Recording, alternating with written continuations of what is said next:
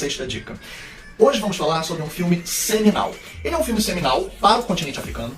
Ele é um filme seminal para o cinema tido como etnográfico. Ele é um filme seminal para uma baita discussão para quem gosta de treta. Para quem gosta de treta, essa é uma baita treta de cinema. E essa é uma treta que, por incrível que pareça, mesmo tendo tido uma baita treta, esse filme é justamente o que um dos maiores, se não o maior cineasta africano, pós-colonização, pós a questão do apartheid, a partir da emancipação do direito cinematográfico, de direito a acesso e produção da sétima arte no continente africano, passa a ser conhecido como o pai do cinema africano, pai senegalês do cinema africano, de um cinema que começa com coproduções franco-senegalesas, que é o Ousmane Sembène. Por incrível que pareça, eu vou indicar hoje, não ainda do Sembène, eu vou guardar a suspense do Sembène, então já é um gostinho de falar do Sembène, mas ele vai ter seu filme nessa lista. Calma, esperem para saber qual vai ser o indicado.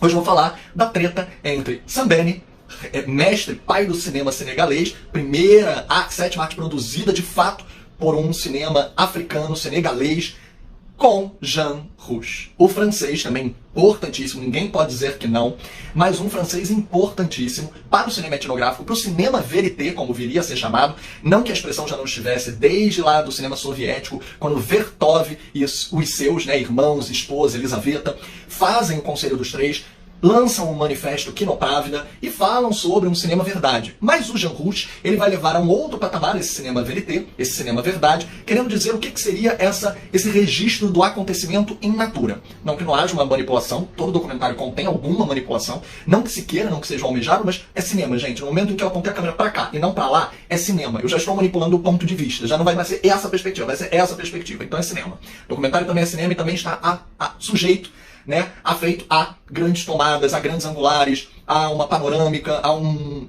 enquadramento belo, esteticamente falando, que eu tive que forçar a barra ali do acontecimento para ele acontecer. Então, calma aí. A grande questão é, Jean Rouch, desde a década de 40, já vinha fazendo grandes filmes na África, que era uma predileção do seu cinema, para poder trazer não só uma cultura estrangeira, que na época não existia Google, você não podia simplesmente botar assim, Google, vou viajar pelo mapa, virtualmente, não tinha isso. Então as pessoas viajavam pelo cinema, gente? E aí Jean Rouch viajava pelos filmes, muitos deles muito importantes, muito famosos, como por exemplo A Pirâmide Humana e etc. Porém, Sembène, em 1965, já havia lançado em 63 um dos seus curtas de estreia, que já havia passeado por festivais, sido premiado, e nesse sentido, o Jean Rouch, ele já estava fazendo um trabalho, Sembène já estava fazendo um trabalho de identidade e nacionalização, para podermos falar sobre uma ancestralidade própria do continente, do seu povo e da sua cultura. Quando ele lança o curta em 63, que vai rodar festivais, ele chama a atenção do Jean Rouch. O Jean Rouch vai ter um debate com ele em 1965, justamente por causa da representação africana nos filmes, em que Sembène diz que os filmes de Jean Rouch estavam fazendo uma estereotipização, estava estereotipando, pronto, a palavra saiu com dificuldade, gente, personagens, arquétipos e representações africanas no cinema. Desde rituais, a danças, a tradições culturais, músicas, como por exemplo, uma frase que eu cito do Sembène. Sembène dizia que cada cultura, cada ancestralidade, cada povo trazia uma identidade, por exemplo, na sua percussão, no batuque dos tambores, numa forma de representação que era literalmente uma linguagem, era uma língua para a sua cultura.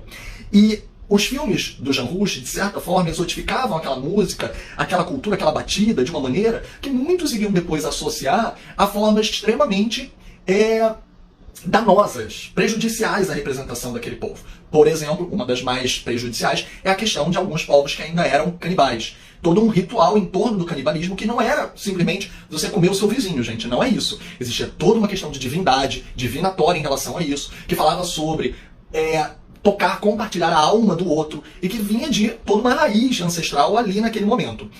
O Jean Rouch não se aprofundava nisso, ele retratava algo como se tudo fosse farinha do mesmo saco, algumas vezes, não todas, e até mesmo essas percussões e essas batidas de percussão que o cinemão grande, a sétima arte comercial, vai querer se apropriar, vai levar para Hollywood vamos dizer, uma noção pré-concebida, preconceituosa, que fazia dar a entender que, por exemplo, toda a percussão de uma tribo africana, com raízes ancestrais, seria de fato uma tribo canibal, por exemplo, uma aldeia canibal. Não, longe disso. Filmes de James Bond iriam usar desse arquétipo simplório. Então Sembène vai criticar fortemente essa representação dos filmes do Jean Rouch, e ele vai falar sobre como esses filmes podem ser melhor representados. E ele dá um exemplo do próprio Jean Rouch, para dizer que quando o Jean Rouch tentava mesmo, ele conseguia trazer uma inovação artística. Ele vai citar nosso 6º filme de hoje. Eu, um Negro. Moi, un Noir. Moi, un Noir é um filme sem precedente. E por quê? Nós vamos estar falando sobre como um filme vai falar sobre... Não estamos ainda numa época que a expressão existia lugar de fala, que existisse representatividade. São palavras mais modernas, mais atuais. Mas vamos lá. Mesmo que a gente insira uma palavra anacrônica para aquele momento, por incrível que pareça, estamos sim falando sobre uma forma de representação que já existia naquela época em um lugar de fala compartilhado. O que ele vai fazer? O Jean Rouch, para fazer o seu trabalho, Moi, un Noir, Eu, um Negro, ele vai na Costa do Marfim e ele vai conhecer uma pessoa que vai ser seu personagem principal. Lembremos que em documentário também temos personagens, vai ser o seu protagonista. E esse protagonista, de maneira dialogada, vai ser de muitas formas a representação de um lugar de fala compartilhado que Sambene tanto elogia nesse filme. Por quê? Vamos lá.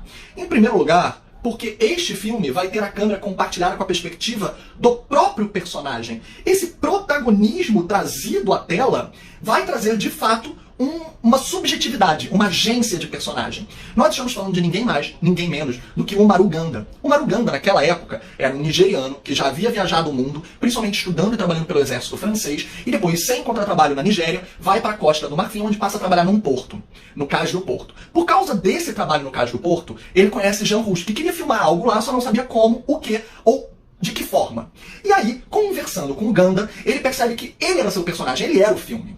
Com a câmera disponível completamente para a subjetividade do Maru Ganda, ele vai literalmente apontar aonde ele queria o filme. Não vamos agora filmar lá, eu quero te mostrar uma praia secreta. Deixa eu te apresentar algumas amizades minhas. Eu vou te apresentar alguns lugares que ninguém conhece. Vamos comer num lugar exclusivo. Conforme o Ganda apresentava a Costa do Marfim, que nem Jean Rouch conhecia, que a câmera não teria como conhecer sem essa subjetividade, esse diálogo de intersubjetividades passa a gerar um filme de uma potência gigantesca. Eu acho isso tão mágico e tão potente. O Ganda vai crescer tanto com esse filme que ele vai fazer parte do coletivo de cinema do Jean Rouch, ele vai fazer filmes próximos do Jean Rouch, ele vai aprender direção de fotografia e ele próprio vai dirigir os seus próprios filmes no futuro, sendo ele próprio cineasta. Isso é de uma magia tão incrível, tão mágica, que até tive alunas que depois de eu contar essa história e depois de eu narrar e mostrar esses filmes, eles todos estão no YouTube, tanto Eu, um Negro, que é do Jean Rouch, quanto os filmes do Ousmane Sambene, tá? Quanto outros trabalhos do Jean Rouch, todos no YouTube, disponíveis e alguns mesmo na MUBI. A MUBI tem alguns desses filmes com exclusividade.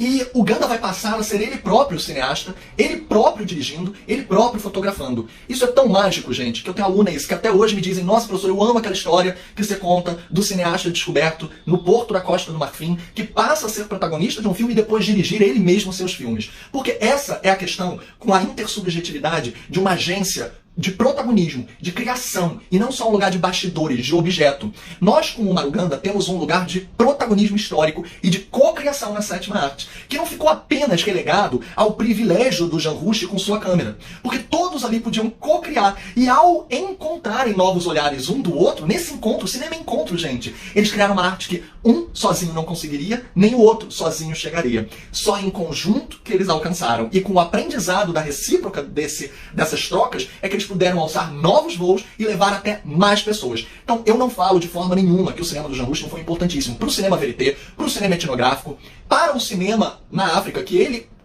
concebe um coletivo que vai ajudar muito a acessibilidade de infraestrutura, material, know-how, conhecimento, como, por exemplo, o Maru Ganda é um exemplo. Mas, se não fosse um lugar de fala compartilhado, lembrando, eu estou usando esse termo anacrônico para o passado, nenhum deles alcançaria o mesmo resultado, a mesma resultante, sem objetificar o outro e sem reduzir a potência do que esse encontro poderia alcançar. Então a dica de hoje, a sexta dica é Eu, um Negro, dica que não é só minha, é do grande pai senegalês do cinema africano, Ousmane Sambene, e procurem os filmes do Ousmane Sambene também no YouTube como A Negra Desça, o primeiro longa que viria depois do Eu, um Negro, com um debate histórico, uma continuidade de um debate histórico sobre devolver à África esse protagonismo. Literalmente numa cena do filme, representada pela máscara africana, que a protagonista dá para sua patroa francesa e pede de volta quando a outra desonra esse presente, e as duas disputam por essa máscara de uma maneira a que nós estamos falando sobre colonialismo através de metáforas que só a sétima arte pode trazer. Mas calma, não vai ser esse o filme que eu vou selecionar do Ousmane Sambene. Vamos ainda falar muito de Ousmane Sambene aqui, tá? Mas para as próximas. E esse é o filme que eu dei do Jean Rouch, Eu, um negro, noir, noir, un noir, que está todinho no YouTube e na MUBI. Um beijo, gente.